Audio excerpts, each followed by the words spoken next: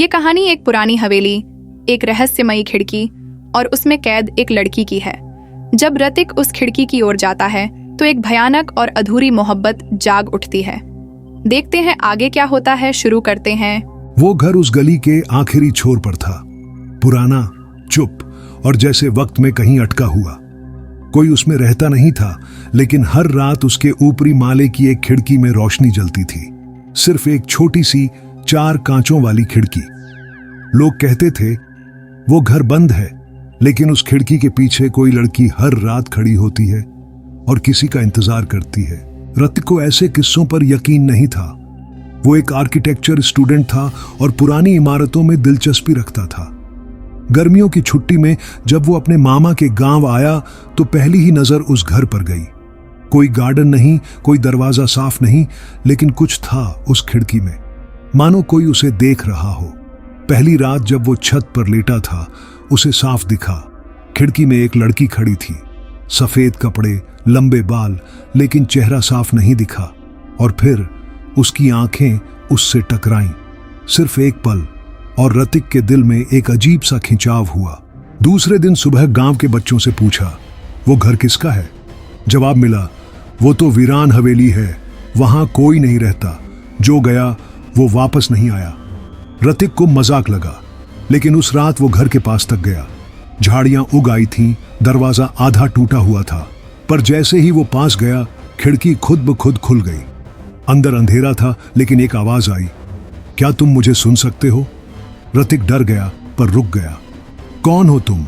आवाज फिर आई, मैं ट्रैप्ड हूं, मैं इस घर का हिस्सा बन चुकी हूं। रतिक हड़बड़ाकर भाग गया, लेकिन अगले दिन उसने खुद को फिर वहीं पाया। खिड़की अब भी खुली थी, लेकिन कोई आवाज नहीं आई। इस बार वो अंदर गया। हर दीवार पर काले निशान, जैसे आग लगी हो कभी।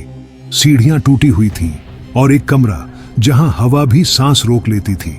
कमरे की एक दीवार पर एक फोटो टंगी थी, एक लड़की की। वही चेहरा जो रात को खिड़की में दिखा था। नीचे नाम लिखा था, मायरा। अब रतिक हर रात मायरा से बात करने लगा। वो खिड़की के पास खड़ा रहता और वो बताती कि कैसे उसकी जिंदगी उस घर में बंद हो गई। उन्होंने मुझे मेरे मंगेतर से छीन लिया। जब मैं भागने वाली थी, उन्होंने मुझे इसी कमरे में बंद कर दिया, और अब मैं इस खिड़की से बाहर नहीं जा सकती। बस किसी को देख सकती हूं जो मुझे सच्चे दिल से याद करे।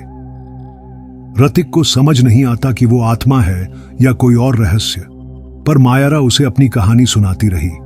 हर रात एक टुकड़ा, हर बार थोड़ा पास। एक रात मायरा बोली, अगर तुम मुझे वाकई देखना चाहते हो तो आओ तीसरी मंजिल पर, लेकिन याद रखो, जो तुम देखोगे उससे शायद वापस न लौट पाओ। रतिक सीढ़ियों से ऊपर गया। कमरे का दरवाजा खुद खुला और फिर उसने देखा एक गोल शीशा जिसके अंदर मायरा खड़ी थी, जैसे कांच के पीछे बंद हो। वो हिली नहीं, उसकी आंखें सिर्फ टिकी रहीं, और उस शीशे के नीचे लिखा था, किसी ने जिसे सच्चा प्रेम किया वही इसे तोड़ सकता है। रतिक का दिल बेतहाशा धड़क रहा था, लेकिन उसने शीशे को हाथ लगाया और जैसे ही उसने स्पर्श किया, शीशे में दरारें पड़ गईं। मायरा की आंखों में चमक आ गई। अगले ही पल बिजली चली गई। हवेली हिलने लगी और पीछे से किसी की कठोर आवाज आई, ये बंधन यूं नहीं टूटता, जिसे हमने कैद किया है उसे वापस नहीं जाने देंगे। कमरे में एक और छाया आई, एक बूढ़ा आदमी जिसकी आंखें खून सी लाल थीं। मैं इस घर का रखवाला हूं, मैं हर आत्मा को रोकता हूं जो अपना समय पूरा नहीं कर पाई। मायरा चिल्लाई, इस बार नहीं, इस बार कोई मेरा हाथ थामने आया है। कमरा भयंकर ठंडा हो गया। रतिक और मायरा दोनों हवा में ऊपर उठने लगे। चारों ओर साए घूमने लगे, जैसे आत्माएं किसी बलिदान की मांग कर रही हों। और तभी मायरा ने रतिक की आंखों में देखा और कहा, अगर मैं सच में तुम्हारी लगूं तो मुझे मुक्त करो। रतिक ने हिम्मत करके उसी शीशे की एक टूटी किरच उठाई और उसे मायरा की कलाई पर रखा। अब तुम्हारा दर्द मेरा है, या हम दोनों रहेंगे या कोई नहीं। आंखें बंद करते ही दोनों की चीख हवेली में गूंज गई, और फिर शांति। सुबह गांव वालों ने देखा, वो हवेली पूरी तरह से गायब थी। जमीन समतल, जैसे कुछ था ही नहीं।